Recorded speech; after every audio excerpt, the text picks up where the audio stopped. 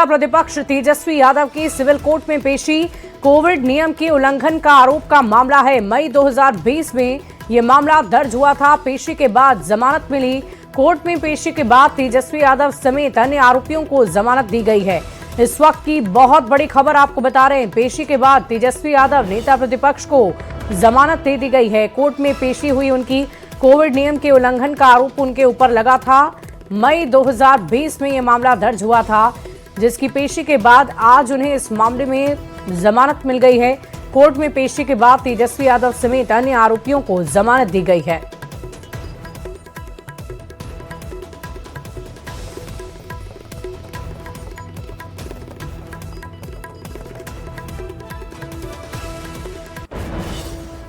तेजस्वी यादव जी हमारे साथ है, कोर्ट आए थे, क्या मामला? पुराना मामला है, कोविड के समय का मामला है। तो जमानत मिली है। आप जान रहे हैं उस समय बिहारी भाई लोग को बिहार वापस आने के लिए कितना तकलीफ झेलना पड़ा था। कई लोगों को जान का नुकसान हुआ था।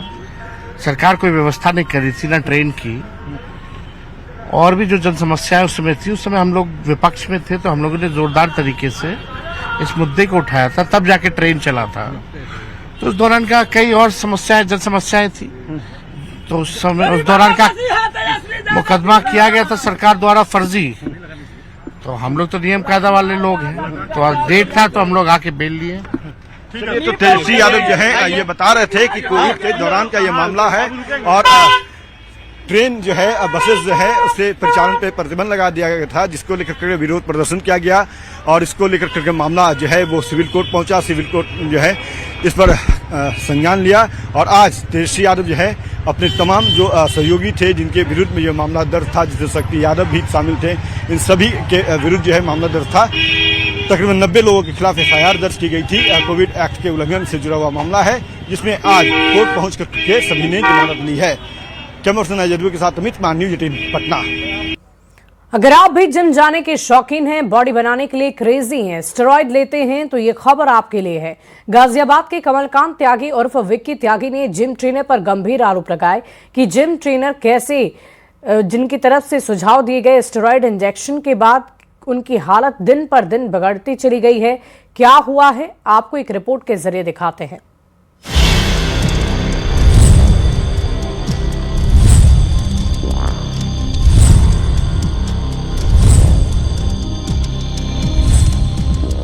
जिम का सपना बना दर्द,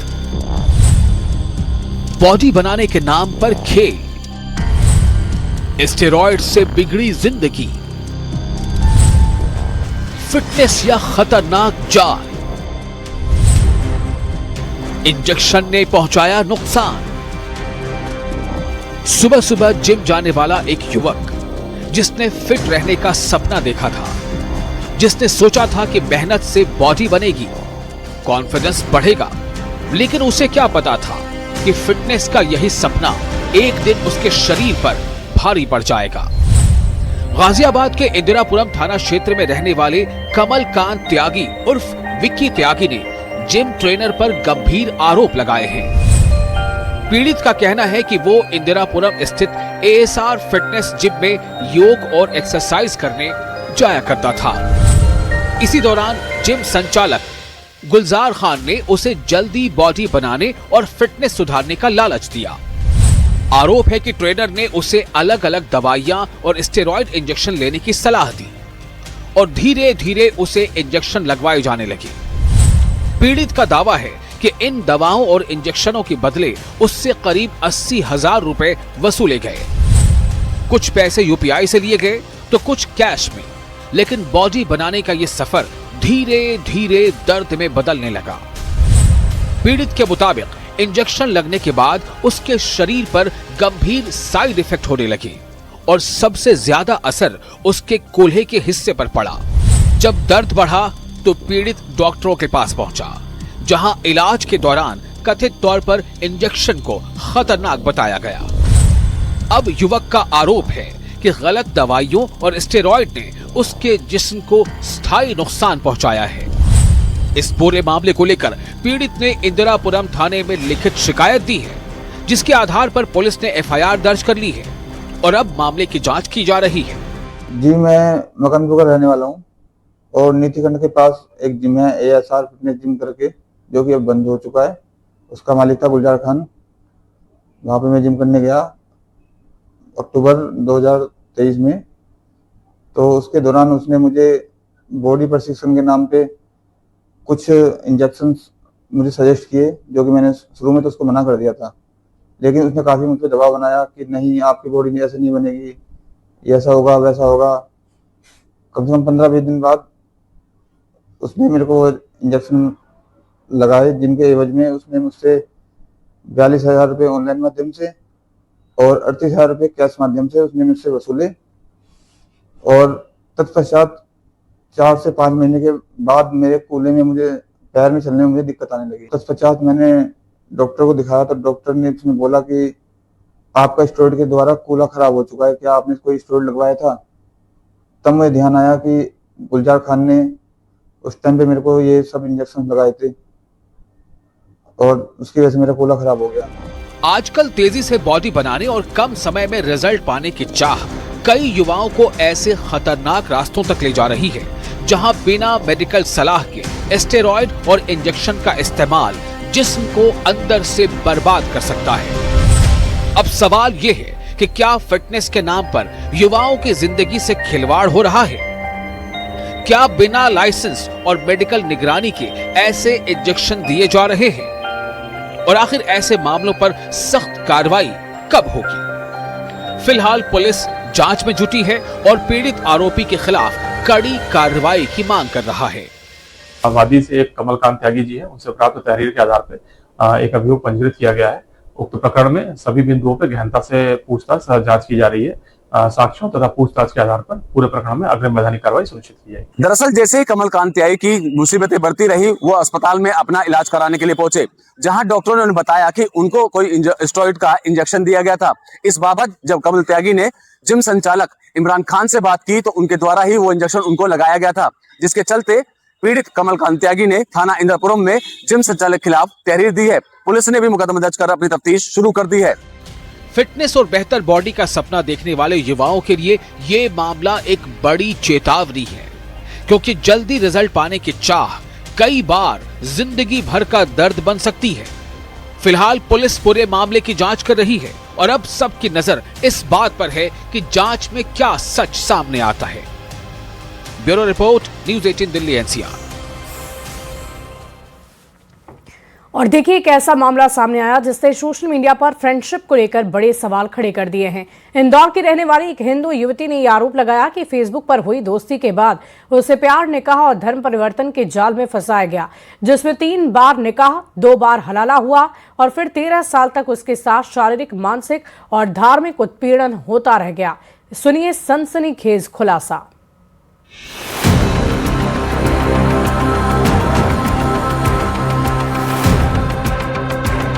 2012 में इंदौर की रहने वाली BBA की एक छात्रा की फेसबुक पर नवीन राणा नाम के युवक से दोस्ती हुई, जिसने खुद को हिंदू बताया, शादी के सपने दिखाए और फिर शुरू हुई एक ऐसी कहानी जिसे सुनकर रूह कांप जाए। 3 बार निकाह, 2 बार हलाला और फिर 13 साल तक उसके साथ शारीरिक, मानसिक और धार्मिक उत्पीड़न होता रहा।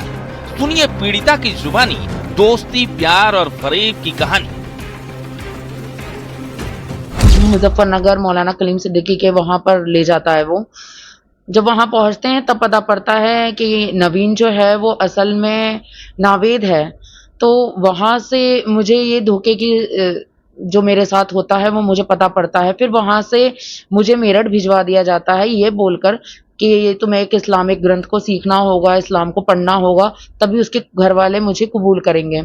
तो ऐसे करते करते मुझे मेरठ रखा जाता है मदरसे में। फिर उसके बाद में नवीन वहाँ से गायब हो जाता है। फिर मुझे फुलत लाया जाता है। फुलत लाने के बाद में मुझे ये कहा जाता है कि आज तुम्हारा निकाह है।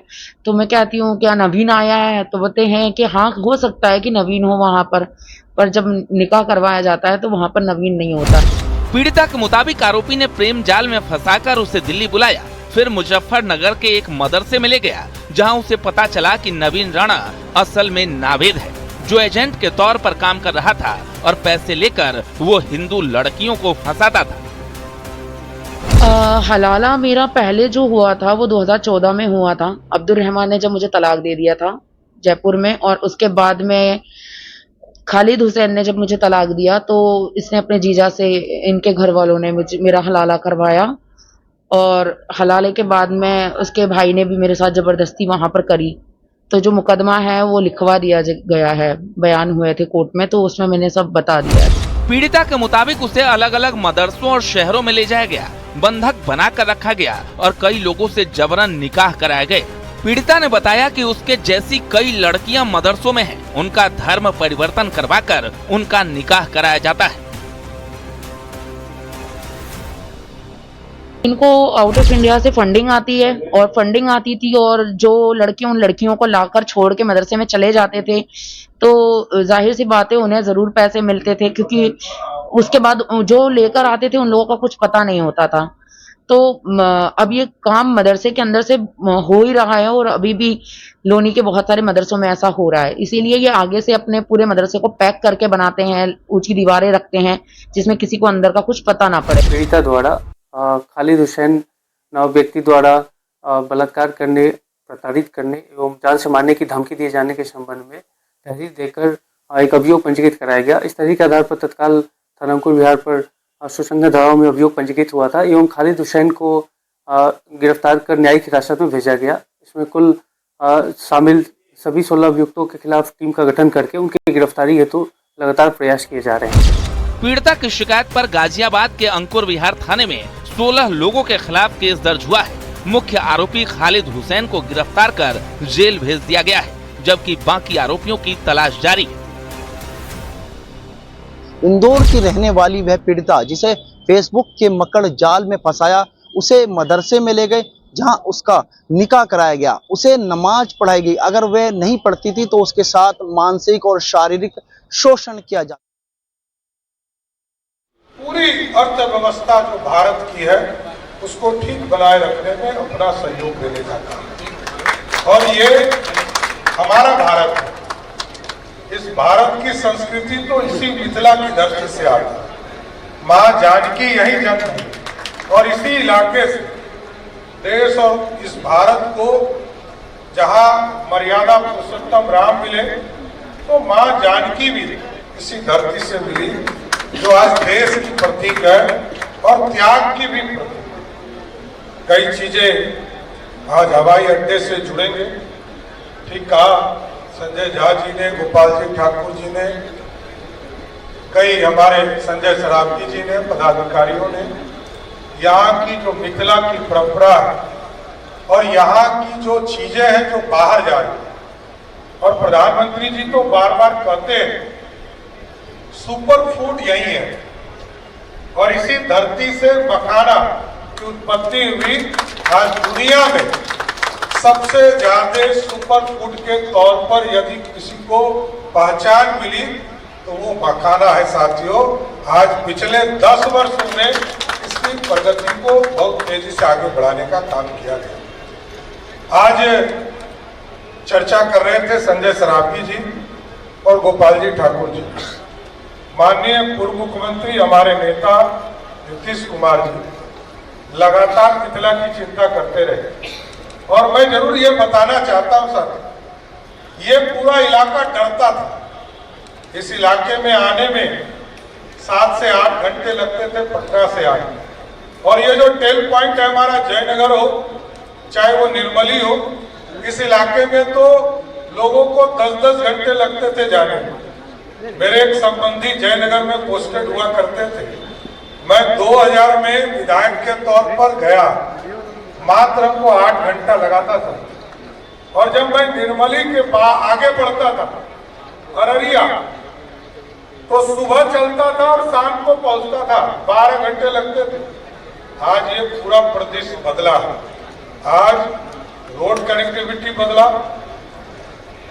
रेलवे कनेक्टिविटी को सुधार दिया गया। आजादी के पहले जो ब्रिज टूट गए थे, सरदार अटल बिहारी वाजपेयी जी, नीतीश कुमार जी और मोदी जी ने उस सपने को साकार किया। साथी ये जो निर्मली सुपौल को जोड़ने वाला जो पूरा इलाका है, इसको जोड़ने का काम किया। ये पूरी स्थिति बदली। और अब मोदी जी के नेतृत्व में और नीतीश जी के सहयोग से और उनके मार्गदर्शन में ये जरूर आश्वस्त करता हूँ, एयर कनेक्टिविटी को आज जितना है इसके 10 गुना अधिक और बड़ा करना है साथ। और इसलिए मैंने कहा कि जहां 2005 में 2.5 लाख लोग मात्र बिहार में एयर ट्रैफिक से यात्रा करते थे, आज लगभग 50 लाख से अधिक लोग एयर ट्रैफिक से यात्रा कर रहे हैं। और इसलिए मैंने कहा कि अगले 5 वर्षों में ऐसी व्यवस्था खड़ा करना है कि बिहार के लगभग 4 से 5 करोड़ लोग बिहार में हवाई यात्रा कर सके। और ये उदाहरण है कि आदरणीय प्रधानमंत्री जी ने बड़ी सौगात दरभंगा को लगातार देने का काम किया। नीतीश कुमार जी मुख्यमंत्री रहे तो शहर में चाहे वो सड़क का जाल बिछाना हो, ओवरब्रिज बनाना हो या एयरपोर्ट के लिए जमीन देना हो, एरो सिटी के लिए जमीन देना हो, लॉजिस्टिक पार्क के लिए जमीन देना हो, सबके लिए नीतीश कुमार जी ने जमीन दिया। एम्स के लिए जमीन दिया, उसकी भी समीक्षा हम लोग अभी करने वाले हैं। इसको गति देना, क्योंकि जो योजना थी उससे लगभग 400 करोड़ रुपया और बिहार सरकार को राशि देनी है। 800 करोड़ रुपया ने भारत सरकार ने अपनी राशि बढ़ाई है और लगभग 1200 करोड़ रुपया पहले से सुप्रीम है, उसकी भी समीक्षा हम लोग अभी करने वाले हैं। लेकिन साथियों ये ध्यान रखिए, ये सिर्फ एयरपोर्ट नहीं है, ये दुनिया का मार्केट है। दुनिया में जाना आसान होगा। और अभी ठीक कहा संजय सरावगी जी ने, हम और संजय जी सब लोग ये बात करते आ रहे थे। गोपाल जी ठाकुर जी भी कई बार आकर मिलते रहे, इसकी चर्चा करते रहते हैं। मदन सनी जी, क्योंकि इनका भी क्षेत्र तो पूरा एम्स का इलाका जो है इन्हीं के क्षेत्र में है। रामचंद्र प्रसाद जी अशोक पेपर मिल की चर्चा करते रहे। मैं जरूर आश्वस्त करता हूँ, इस 5 वर्ष में अशोक पेपर मिल के जगह पर भी नया उद्योग लगाने का काम ये जरूर मैं आश्वस्त करता हूँ कि एयर ट्रैफिक को बहुत अच्छा करना। ये सिर्फ आपके यहाँ नहीं, मैंने तो सभी जिले में कहा है, जहाँ एयर स्ट्रिप बन सकते हैं वहाँ एयर स्ट्रिप बनाइए, जहाँ एयरपोर्ट बन सकते हैं वहाँ एयरपोर्ट बनाइए, और जहाँ दोनों नहीं बन सकता तो वहाँ हेलीपोर्ट बनाइए, जहाँ की हेलीकॉप्टर एक ही जगह लगातार उतारने का काम कर सके। और आपके बगल में तो आप जिधर देखिए, अभी मुजफ्फरपुर का एयरपोर्ट टेंडर हो गया, रक्सौल का एयरपोर्ट टेंडर हो गया, सहरसा का एयरपोर्ट टेंडर हो गया, बीरपुर का टेंडर हो गया और पूर्णिया एयरपोर्ट चालू हो गया। अभी हम मुंगेर और अजगैबीनाथ धाम और भागलपुर, बेगूसराय, इन तमाम जगह के भी एयरपोर्ट को हमको हर हालत में चालू करने का काम करना है। इसलिए पूरी तरह, क्योंकि दुनिया में यदि मार्केट को ओपन करना है, ठीक कहा कि इंटरनेशनल एयरपोर्ट बनाने के लिए जो भी व्यवस्था करनी है उसकी पूरी व्यवस्था हमने अगले सप्ताह एक बैठक रखा है, जिसमें सिविल एविएशन के सभी पदाधिकारी भारत सरकार से आएंगे। मैं जरूर आश्वस्त करता हूं कि दरभंगा का जब एयरपोर्ट उद्घाटन होने लगेगा तो 2 मांग जो यहाँ पर आई है कि बाबा विद्यापति जी के नाम पर यहाँ का एयरपोर्ट हो, उसको जरूर कराने का प्रयास करूंगा।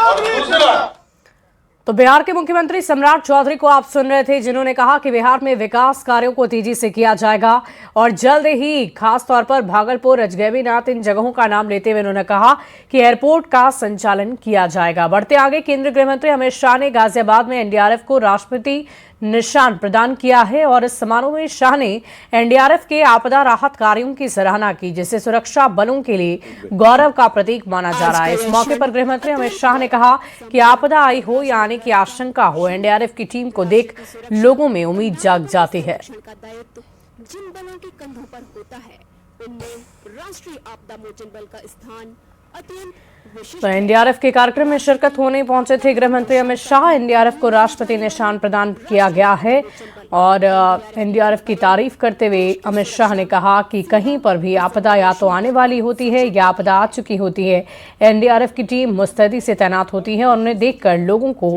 राहत मिलती है।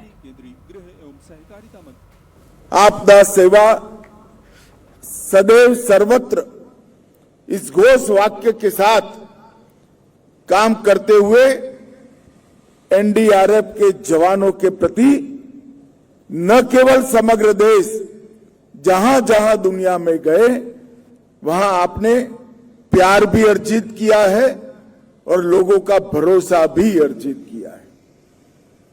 देश भर में कहीं आपदा आई हो या आपदा आने वाली हो, जब एनडीआरएफ के ड्रेस में एनडीआरएफ के जवान वहां पहुंचते हैं, देश की जनता राहत की सांस लेती है कि अब हमारा बचाव हो जाएगा, वो सुनिश्चित मानकर चलते हैं।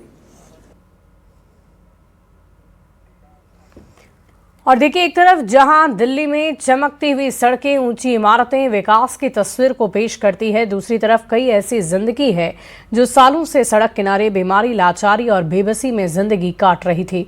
लेकिन अब इन बेसहारा लोगों के लिए उम्मीद की एक नई किरण जाग उठी है।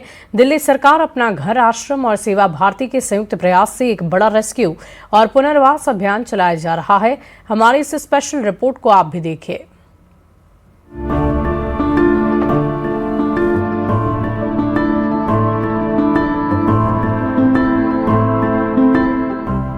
सड़क किनारे पड़ा एक बीमार इंसान, किसी फुटपाथ पर बेसुध पड़ी बुजुर्ग महिला, या फिर ऐसा व्यक्ति जिसे हालात ने अपनों से भी दूर कर दिया।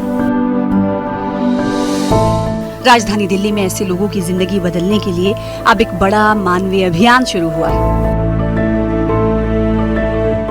11 मई से 15 मई तक चल रहे इस विशेष रेस्क्यू मिशन में दिल्ली सरकार अपना घर आश्रम और सेवा भारती मिलकर बेसहारा लोगों को सड़क से उठाकर सुरक्षित आश्रय तक पहुंचा रहे हैं।